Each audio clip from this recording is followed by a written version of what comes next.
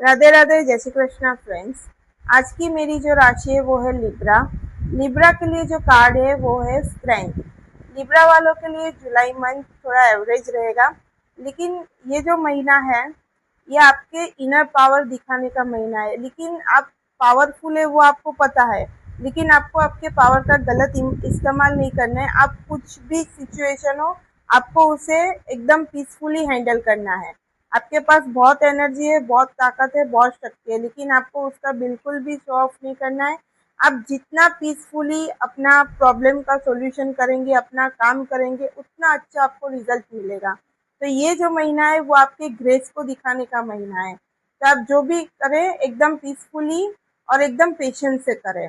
अगर आप और डिटेल्स में रीडिंग करवाना चाहते हो या तो फिर आपकी लाइफ में कुछ प्रॉब्लम फेस कर रहे हो, उसके रिलेटेड आपको कोई सॉल्यूशन चाहिए, तो आप मेरे पेज को फॉलो कीजिए और मुझे डीएम कीजिए।